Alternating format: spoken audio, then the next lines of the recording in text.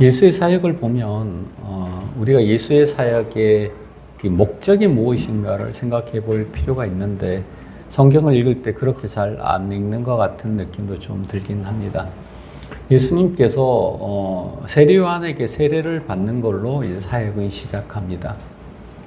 세례 요한은 율법을 대표하는 사람, 예수님은 이제 새로운 복음을 대표하는 사람이죠. 그리고는 세례 요한에게 세례를 받으면서 이제 하늘이 열리기도 하고, 하늘이 열렸다는 건 새로운 시작을 했다는 거예요.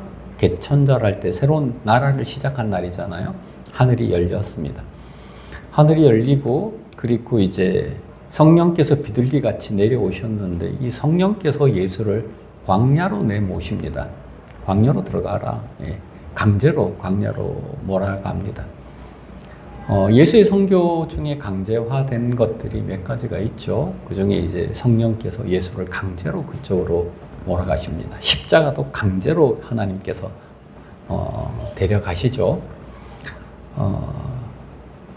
그리고 난 후에 그 40일간 광야에서 그렇게 이제 기도하시고 유혹을 받으시고 유혹을 이기시고 뭐 이런 일들을 해 나가십니다. 유혹을 막. 그리고는 그 광야가 대단히 중요한데 새로운 것들을 가져오십니다. 새로운 것들을 가져오시는데 내가 해야 될 일이 뭔지를 명확히 합니다. 이것이 우리가 받아서 해야 될 일입니다. 그러면 이제 제자가 되는 거죠. 마가는 이렇게 얘기합니다. 때가 찼고 하나님 나라가 다가왔으니 회개하고 복음을 믿으라. 이 문장은 대단히 중요한 문장이죠. 마태도 똑같이 얘기를 합니다. 제자를 부르시고 난 후에 때가 되었다. 그래서 하나님의 나라, 마가는 이렇게 쓰지 않고 천국 이렇게 씁니다. 회개하고 천국을 믿는 복음을 그제서야 전파하시더라. 이렇게 얘기를 합니다. 천국 복음을 전파하는 거죠. 하나님 나라. 또 회개는 똑같이 들어갑니다. 회개하고 천국을 회개하고 믿고 천국을 하나님 나라가 다가왔으니 회개하고 복음을 믿으라. 이렇게 되는 것입니다. 그리고 첫 번째 한 일이 뜻을 세웠어요. 사람이 방향, 자기가 살아갈 이유와 방향을 명확히 했어요. 나는 하나님 나라 운동을 일으키겠다 이거예요. 그러면 그 운동을 일으키기 위해서 뭐가 필요할까요? 사람이 필요하죠. 그때부터 제자들을 구하러 다닙니다. 그 사람들을 구하러 다닙니다. 그 사람들을 구하는 장면이 모든 복음서에 그렇게 나옵니다. 여러분이 잘 아는 갈릴리를 돌아다니면서 어부들 구하잖아요. 베드로, 안드레, 야고보, 요한. 이 베드로 집안은 별로 이제 부자 아니지만 야고보, 요한 집안은 대단히 이름 있고 덕망 있고 부자 집안이고 그래요. 하여튼 그런 사람들을 구하는 일을 합니다.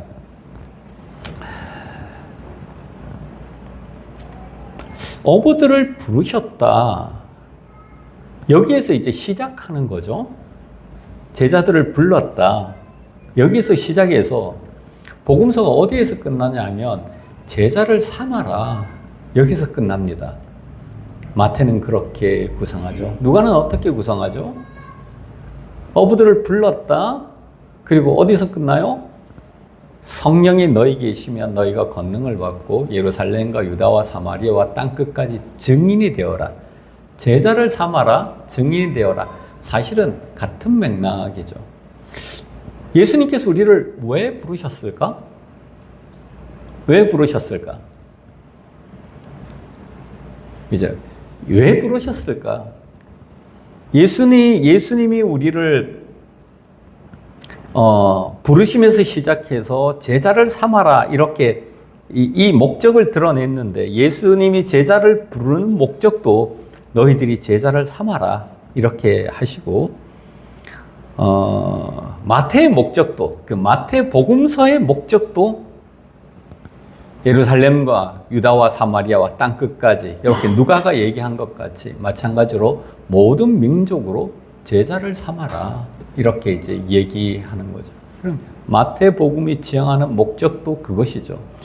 여러분 이게 이제 성경 마태를 읽었을 때 마태의 목적은 제자를 삼아라 이렇게 파송하는 걸로 끝나는구나. 오늘날도 마찬가지 아니겠습니까? 우리를 부르신 이유는 땅 끝까지 이르러 증인이 되어달라고, 모든 족속으로 제자를 삼아달라고 우리를 부르신 거 아니겠습니까?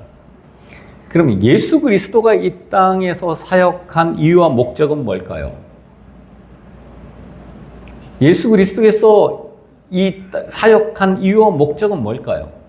여기에 달려있지 않겠습니까? 제자를 구해서 사람들을 불러 모으고 하나님 나라의 운동을 일으키고 그 하나님 나라의 운동을 계승할 사람들을 모아놓고 그 사람들에게 하나님 나라 운동을 계속해줘라, 제자를 삼아라.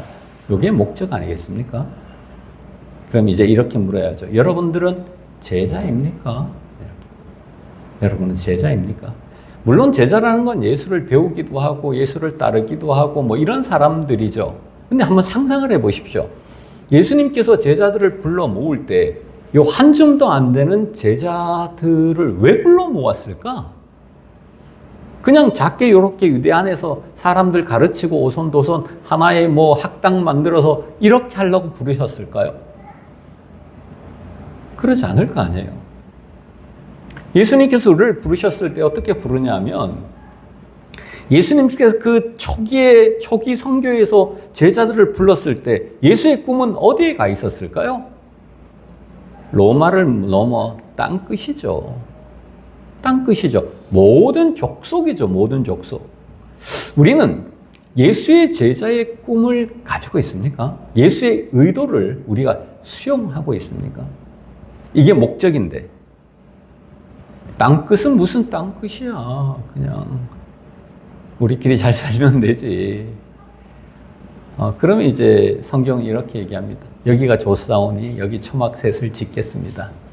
이렇게 얘기할 때 아니다. 나는 세상으로 내려가고 이 땅을 위해서 왔다. 예수님께서 이렇게 귀신 들린 이 세상을 위해서 왔다. 예수님께서 이렇게 말씀하시겠죠. 그게 이제 가라입니다.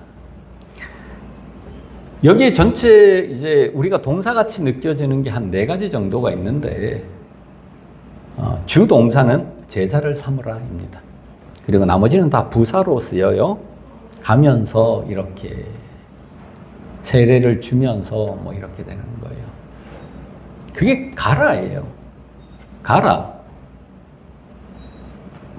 그럼 가는 거죠.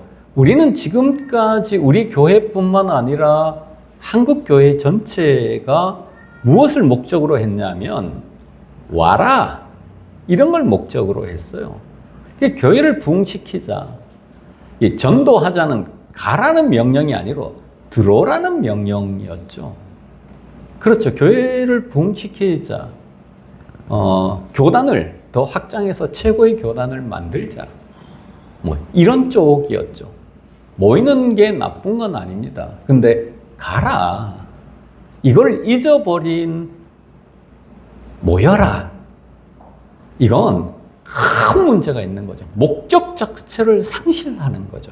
목적 자체를 상실하는 거죠. 가라이죠, 가라. 어디까지 가느냐? 땅 끝까지 가라는 거예요. 모든 족속에게로 나아가라는 거예요.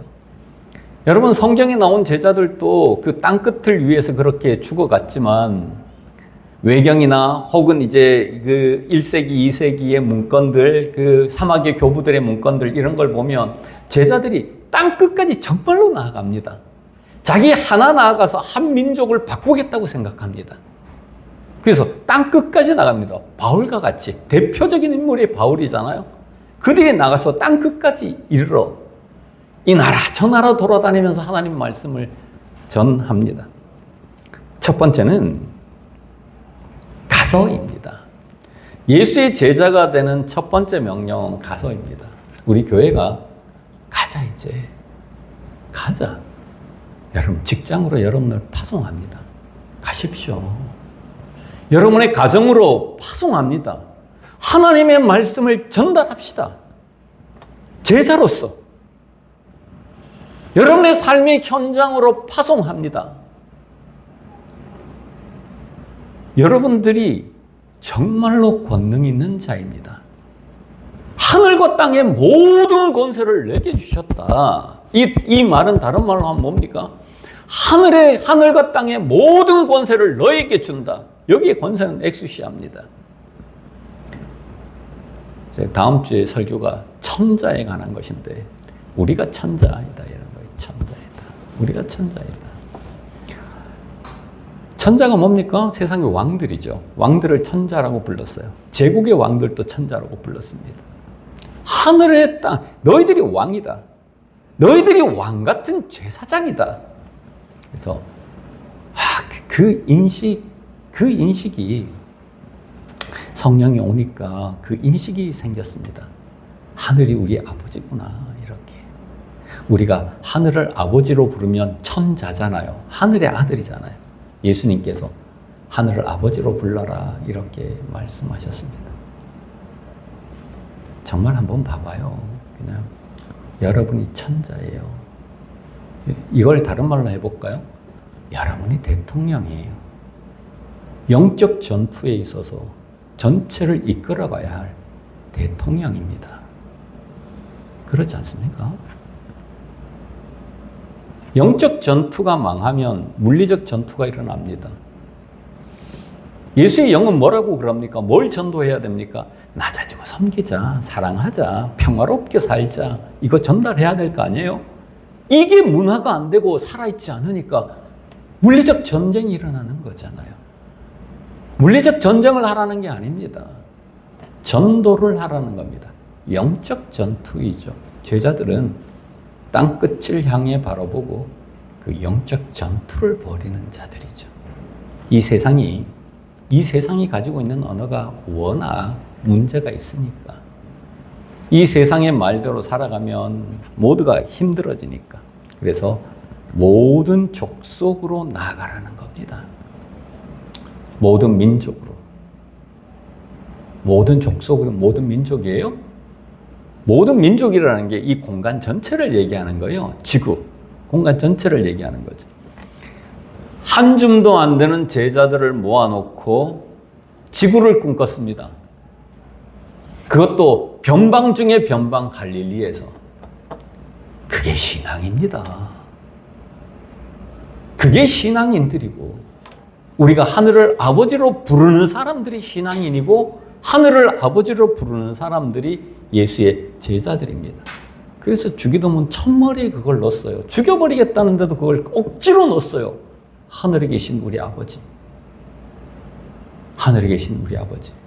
이 능력과 엑수시아와 자부와 권위가 여러분 것이기를 간절히 바랍니다. 그 인식 말입니다. 우리를 작게 여기는 거 괜찮지. 하나님을 작게 여기고 하나님의 권위를 하늘과 땅의 모든 권세를 가진 그분을 작게 여길 수는 없죠. 그분을 작게 여길 수는 없죠. 첫 번째는 가라입니다. 두 번째 부사가 뭐라고 쓰였냐면 세례를 베풀어라예요. 여기 세례라는 게 성령의 세례예요. 나는 물로 세례를 베풀지만 우리 주님께서는 성령으로 세례를 베풀겠다는 거예요. 세례라는 건 기본적으로 회개입니다. 회개하고 복음을 믿으라. 요 구도가 세례예요. 세례를 주라는 건 그 사람을 완전히 회개시키라는 거예요. 메타노이아 시키라는 거예요. 그리스도가 내 속에 살듯이 그리스도가 너의 속에 살게. 법을 지키면서 사는 사람이 아니라 법이 마음속에 들어와서 살게 만드는 거. 그렇게 회개시키라는 거예요. 세례를 주라는 거예요. 세례가 왜 회개일까요? 그렇게 얘기하잖아요, 성경이. 세례요한이 그렇게 얘기합니다. 뭐라 광야에서 어떤 세례를 주죠? 회개의 세례를 전파하니라. 이건 똑같습니다. 마태에게서는 회개하면 하나님의 나라, 천국 이렇게 표현합니다. 회개하는 사람의 천국 이렇게 표현하죠. 마가에는 어떻게 표현하죠? 회개하고 믿고 천국, 이렇게 천국 하나님 나라 이렇게 이제 표현할 뿐입니다. 그러니까 동일해요. 세례를 주라는 건 너 죽고 네 안에 그리스도가 살게 만들어입니다. 우리가 할 수 있습니다. 우리가 부족해도 우리를 스스로 생각할 때 물고기 2마리와 보리떡 5개 같이 생각할지라도 그 미흡한 것이 문제가 아닙니다. 우리의 힘으로는 홍해를 가를 수가 없죠. 우리의 힘으로는 폭풍 앞에 우리는 벌벌 떠는 제자와 같죠. 풍랑이 일었을 때 의심하는 제자와 같지만 주께서 하시겠다. 오늘 찬양 그거 아닙니까? 주를 찬양하라. 왜 찬양해? 전쟁은 우리에게 속한 게 아니니까. 영적 전투는 우리에게 속한 게 아닙니다. 주께 속한 것이니까. 주가 함께 하시니까. 주의 권능이 있으니까. 하늘과 땅의 모든 권세를 너에게 줬다고 말씀하시니까. 그리고 땅 끝까지 이르러 내가 너와 함께 하겠다는 거예요. 함께 하겠다는 거예요. 세례를 주는 겁니다. 새로운 존재를 만드는 겁니다. 이 작업을 통해서 우리도 새로운 존재가 되어갑니다. 세례를 주는 거예요. 우리가 가지고 있는 하나님 말씀이 있어요. 어디 가든 이걸 전하는 거예요. 이 말씀은 천지를 지으신 그 말씀이라 그랬죠. 이 말씀이 있어요. 이 말씀이 그 사람 속에 가치화될 수 있게 만드는 것. 그 사람을 변화시키는 것. 바울의 얘기를 하면 어떻게 돼요? 나는 죽고 그리스도께서 내 안에 사셨다. 이제 내가 사는 것은 내가 사는 것이 아니다. 그리스도께서 사시는 것이다. 성찬은 뭘까요? 너는 죽고 그리스도의 살과 피를 받아들인다. 예, 상징이죠. 상징이죠. 간절한 마음으로 이 성찬을 받으면 어떻게 된다고요? 상징뿐만 아니라 실제다. 제가 그렇게 신학적 충돌을 극복하고 그냥 그렇게 썼습니다. 두 번째는 세례를 베풀어라. 이겁니다. 세 번째는 뭘까요? 제자가 되기 위해 세 번째는 가르쳐 지키게 하라예요. 가르쳐 지키게 하라. 가르치라는 거예요. 이게 가르치며 하들 때 이게 디다케잖아요. 우리 양육 공동체 할 때 가르치는 거 이런 거죠. 가르침에서 끝나는 게 아니라 지키게 해라. 발로 살게 해라. 이걸 우리 교회 말로 습이라고 불렀습니다. 습하게 해라. 그래야 그것들이 들은 말씀이 살게 된다. 네 속에. 여러분 연습하고 계십니까? 연습하고 계십니까? 수많은 연습들이 필요한 거죠. 기후위기의 문제가 등장했을 때 우리가 연습해야 될 건 뭔지 아십니까? 연습해야 될 게 뭘까요? 예, 보니까 뭐 여러 가지 우리가 얘기했는데 첫 번째는 전용하자, 쓰지 말자 이렇게 얘기했잖아요. 쓰지 마는 걸 연습해야죠. 연습해야죠. 자본이 지배하고 있는 자본의 영적 전투죠. 이 만몬이 전체를 지배하고 있는 세계 속에 제자들을 파송하는 거예요. 예, 자본이 전 세계의 문제죠. 그럼 여러분 연습하고 있습니까? 자기의 것을 자기의 것이라 하지 않고 내어놓는 거예요. 내어놓는 연습 없이는 하나님의 말씀을 받아들일 수 있는 길이 없습니다. 맨날 연습을 안 하고 실행을 안 하니까 가르쳐 지키게 하라, 지키게 하라고 안 되니까 말씀이 우리 속에 들어올 수가 없는 거예요. 습을 통해서 하기시습.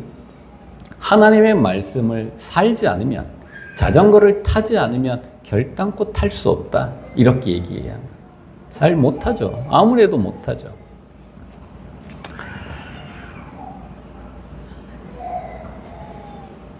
가르쳐 지키게 하랍니다. 가르쳐 지키게 하라. 그래서 교육과 훈련을 통해 예수의 제자로 살아가게 하는 것이죠. 자, 제자가 되기 위해서 세 가지 얘기했습니다. 뭐였죠? 첫 번째? 가라는 거예요. 가라는 거예요. 갑시다. 이제는 우리 교회가 나가자고 얘기를 했어요. 두 번째는 뭘까요? 세례를 베푸는 거예요. 그리고 가르쳐 지키게 하라. 이걸 이제 웨슬레 얘기로 하면 세례를 주라. 선교사가 나가잖아요. 선교사가 나가자. 그러면 세례를 주라. 이게 이제 중생 이렇게 되겠죠. 다시 태어나게 하라 이런 거죠. 사람을 변화시켜서 하늘로부터 나게 하라. 이렇게 돼요. 태어났다고 되나? 태어난 건 어떨까요? 방향을 바꿨다는 거예요. 자본을 향해 살다가 만몬을 따라 만몬이 우리를 행복하게 하라고 믿고 그렇게 살았는데 반대로 예수를 믿고 살아야지, 예수의 말씀을 믿고 살아야지, 사람을 믿고 살아야지, 이렇게 방향을 바꾸는 거예요. 여러분, 방향을 의식에서 바꾸겠다는 얘기가 아닙니다. 방향을 존재에서 바꾸겠다는 거예요. 의식에서 바꾼 방향은 따라 살 수가 없습니다. 이게 율법이 요구했던 거예요. 거짓말하지 마. 거짓말하는 방향에서 거짓말하지 않는 방향으로 우리가 존재가 틀지 않고 의식 속에 있으면 거짓말 안 하고 살 수 없습니다. 내 가치화되는 걸 얘기한다 했습니다.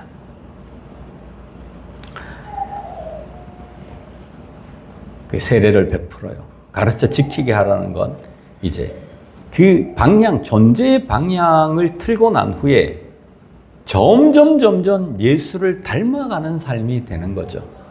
이거를 웨슬레는 성화라고 불렀습니다. 점점 예수를 닮아가게 해라. 예수님이 제자들을 책망하고 가르치고 책망하고 가르치고 답답해하고 그리고 이렇게 한 것 같이 점점 우리는 뭐 예수님의 제자들과 같이 그럴 수밖에 없죠.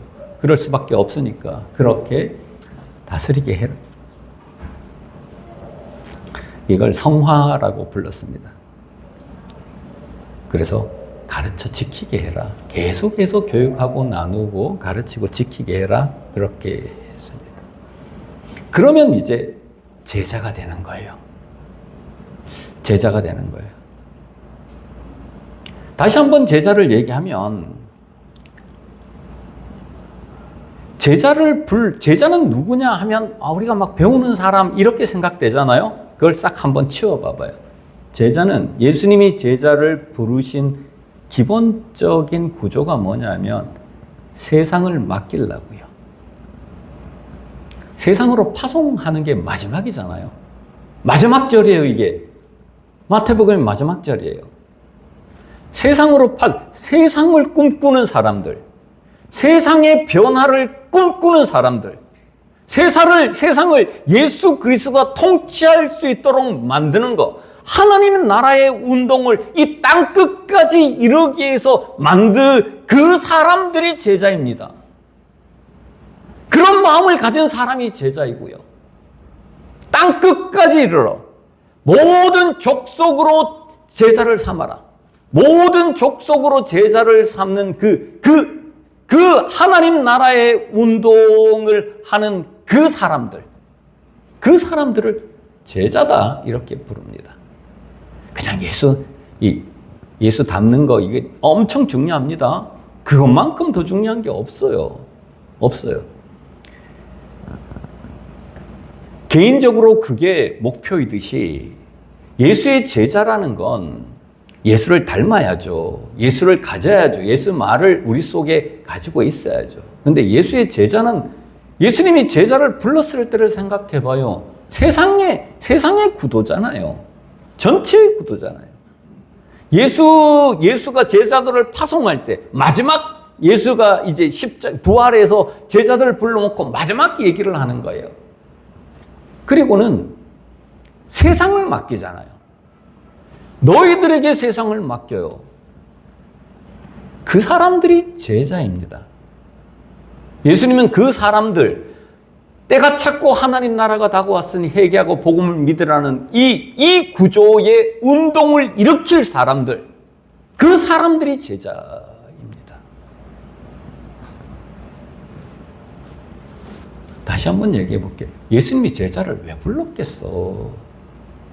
제자 한 사람을 위해서 불렀겠나? 아니잖아요.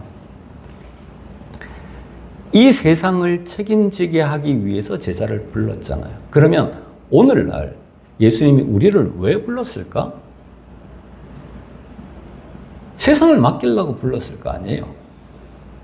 하나님 나라가 이 땅에 이루어지기 위해서 우리를 불렀을 거 아니에요. 근데 이 일이 엄청나게 큰 일이 아니에요. 별일이 아닌 거죠. 예를 들면 공자님이 이런 얘기를 했는데 수신, 제가, 치국, 병천하 이렇게 얘기를 했습니다.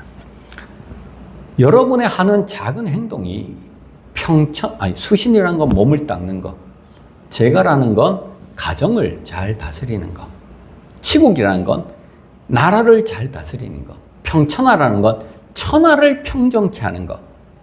그럼 수신은 뭘까요? 몸을 닦는 건 뭘까요? 수많은 사람 중에 한 사람을 닦는 거잖아요. 이걸 다른 말로 하면 여러분 앞마당을 쓰면 뭘 쓴 거라고요? 지구의 일부를 쓴 거잖아요. 지구의 일부를 쓴 거잖아요. 근데 우리의 의식이 평천하에 가 있냐 이거예요. 내 앞마당을 쓰는 일이 지구의 일부를 쓴다는 자의식이 있다는 거예요. 우리 집 앞마당을 쓰는 게 아니에요. 우리는 세상을 맡겼잖아요. 그러니까 그것과 맞닿아 있다는 거예요. 꽃이 한 송이 피면, 우리가 꽃을 한 송이 피우면 지구의 일부를 아름답게 했겠지. 지구 전체와 연관지어 있나 우리의 의식이, 우리의 세계관이 그러고 있나? 우리의 세계가, 여러분의 세계가 어디에 갇혀 있습니까? 수신에 갇혀 있어요? 제가에 갇혀 있어요? 치국에 갇혀 있어요? 우리가 어떻게 치국에 갇힐 수 있습니까? 종교가 어떻게 치국에 갇힐 수 있겠습니까? 평천하 아니겠습니까? 그러면 나무 한 그루를 심으면 어떻게 될까요? 세계 중에 일부가 푸르게 된 거죠. 그런 자의식이 있어야 되는 거죠, 우리에게. 우리는 세상을 위한 존재예요. 가정 하나를 아름답게 했다. 그러면 어떻게 된 걸까요? 엄청난 공동체를 이 땅에 만들어낸 거죠. 하나님 나라를 이 땅에 확장시킨 거고, 이미 하나님 나라가 와 있는 거고, 이미 그것은 시작된 거고, 그것은 시작이요, 여기에 이미 있는 것이죠. 그런데 다시 한번 얘기하지만 우리의 의식은 평천하에 가 있어야죠. 우리가 누군데? 하나님을 아버지로 부르는 천자들이잖아요. 하나님의 아들이잖아요, 우리가. 예수님이 하나님의 아들이시듯 우리가 하나님의 아들이잖아요. 그래서 내 모든 행동들이, 내 모든 직장이, 내 가정이, 내가 하는 모든 선교적 행위가, 예수의 활동들이 천하를 향해 있어야죠. 이번에 벌써 그 안동에서 좀 유명해졌나 봐요. 그래서 MBC에서, 여러분 MBC입니다. 안동 MBC도 MBC 불러서 뭐 특집으로 다룬 것 같아요. 한 30분, 40분 뭐 이렇게 특집으로 다룰 정도로 했나 봐요. 저 사람들을 안동으로 파송한 거 맞잖아요. 근데 안동만을 위한 걸까요? 무슨 일을 하든 평천하를 꿈꿔야죠.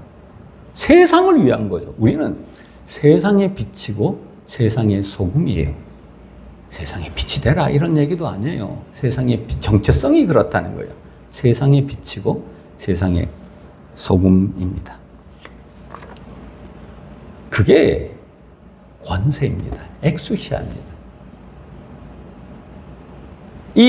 그 선교를 향해 떠나는 사람들에게 하늘과 땅의 모든 권세를 내게 주셨다. 이렇게 얘기하는 엑수시아입니다. 니들이 나를 영접하면 하나님의 자녀가 되는 권세를 주셨다. 엑수시아입니다. 그리고 이것과 둘이 막 결합을 해요. 기다리라 성령이 너희에게 오시면 너희가 권능을 받고, 여기에 권능은 두나미스입니다. 이 둘 다 선교와 관련되어 있습니다. 파송과 관련되어 있습니다. 엑수시아와 두나미스, 이 두 가지가 막 결합을 일으켜요. 폭발적 에너지가 생깁니다. 오순절입니다. 하나님의 아들들이 하나님의 아들이란 그 왕의 지위와, 왕의 세상을 다스리는 지위와 지위뿐만 아니라 다스릴 수 있는 능력, 두나미스가 결합을 해요. 그거는 두나미스는 자기가 가지고 있는 능력이거든. 하나님께서 그 은사를 주셔요. 그 일을 위해서 그 능력을 주셔요.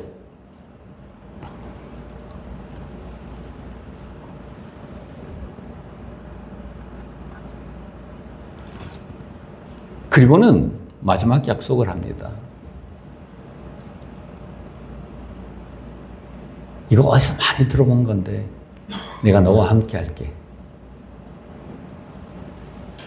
예수님이 모든 사람들을 파송할 때, 교회를 파송할 때, 제자들을 파송할 때 뿐만 아닙니다. 하나님이 모세를 파송할 때 말이 안 되잖아요.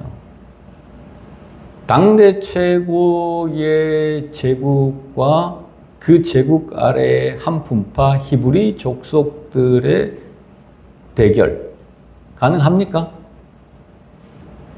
나는 못합니다. 불가능입니다. 이렇게 얘기했더니 하나님 모세에게 이렇게 얘기했어요. 내가 너와 함께 할게. 내가 너와 함께 할게. 애굽보다 더 크고 힘이 있고 능력이 있고 사랑이 많고 정의로우신 그분이 나를 대신해서 싸워주겠다는 거예요. 그 믿음이에요. 이 믿음이 있으면 산을 옮긴다는 거예요. 이 믿음이 있으면 산을 옮긴다는 거예요. 이 믿음이 있으면 겨자씨 하나를 심어도 새들이 깃들 정도로 크게 된다는 거예요. 내가 너와 함께 할게.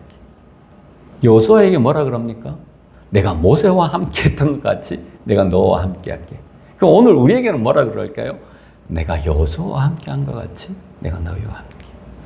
이사야를 부를 때도 마찬가지입니다. 두려워 말아라. 가라. 내가 너와 함께 한다. 예레미야를 부를 때는 어떻습니까? 두려워하지 말아라. 걔들이 강해 보이지만 네 말이 그대로 이루어진다. 두려워. 내가 너와 함께 할게. 그거죠. 우리의 힘은, 우리의 능력은 우리에게 있지 않죠. 내가 너와 함께 할 게 있습니다. 지난주에 말씀을 하다가 중간에 뚝 잘라진 말씀이 있어서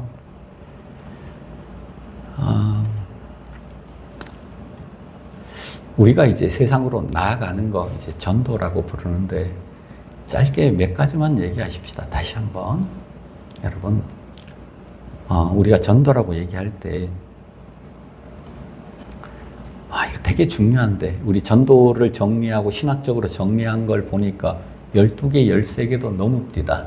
근데 한 3가지, 4가지만 얘기를 하면 여러분, 샤케드. 전도는 하나님의 말씀만으로 존재하지 않습니다. 하나님의 말씀을 무작위로 전하는 걸 전도라 그러지 않습니다. 적어도 우리 교회에서는. 하나님의 말씀이 역사의 요청에 부응했을 때입니다. 이때 부흥이 일어납니다. 개인도 마찬가지입니다. 하나님의 말씀은 개인의 정황과 만나야 합니다.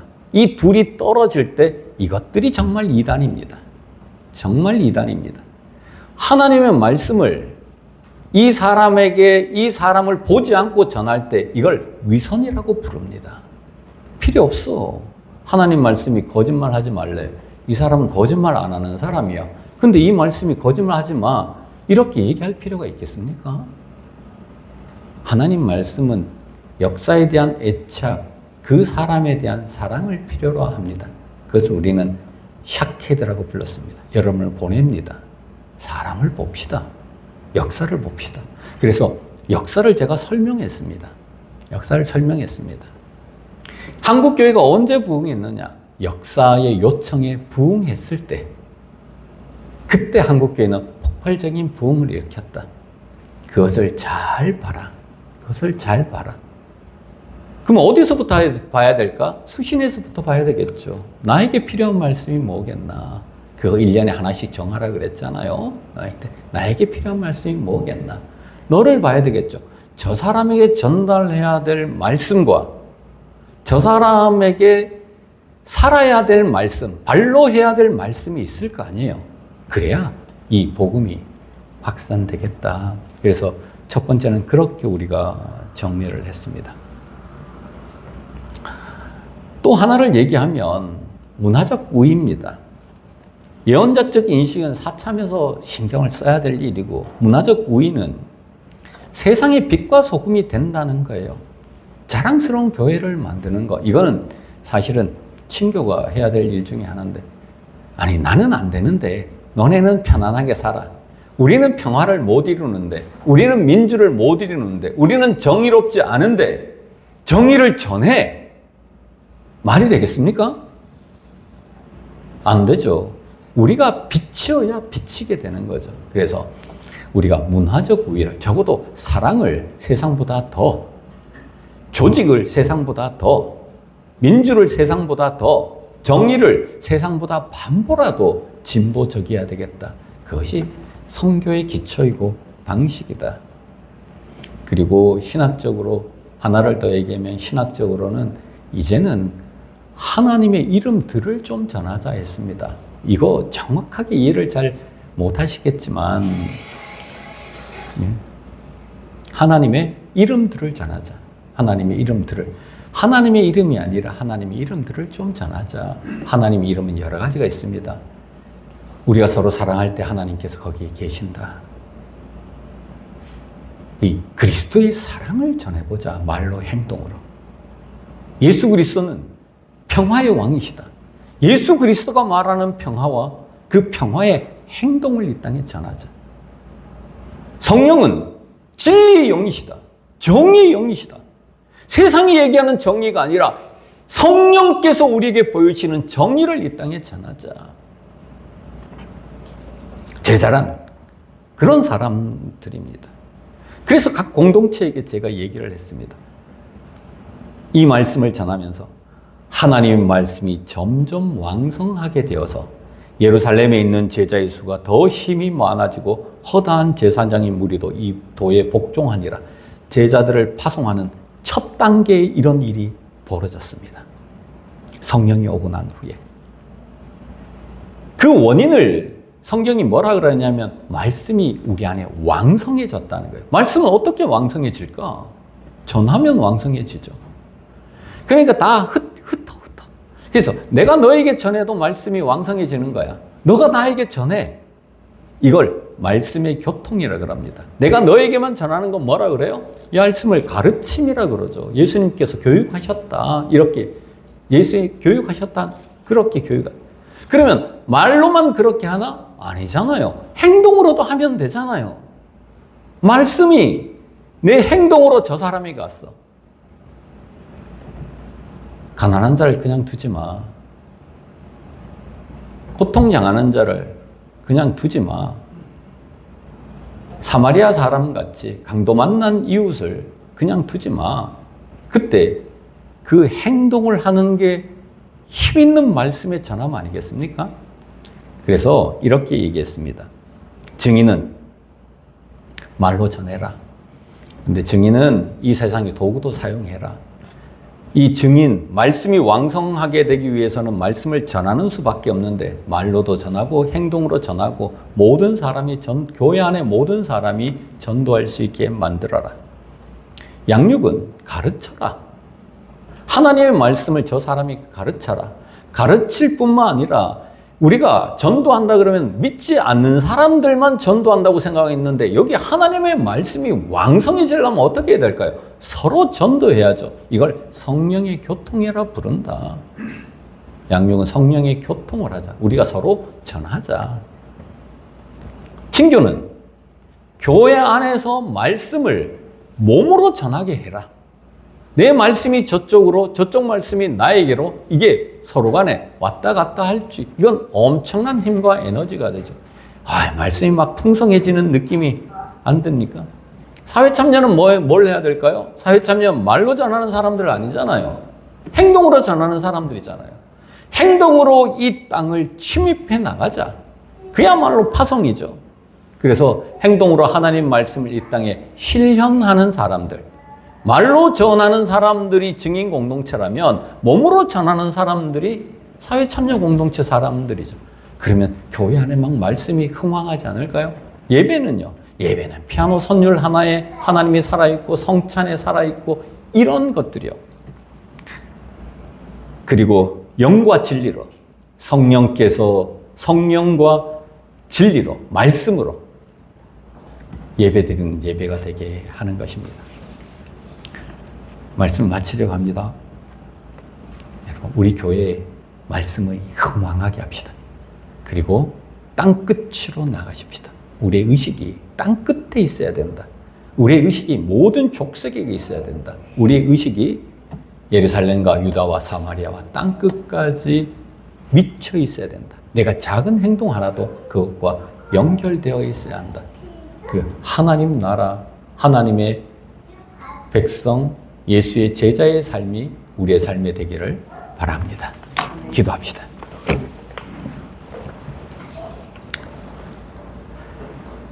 전해진 하나님 말씀과 기록된 하나님 말씀, 선포된 하나님 말씀 속에 다 함께 한번 다시 한번 묵상하도록 하겠습니다.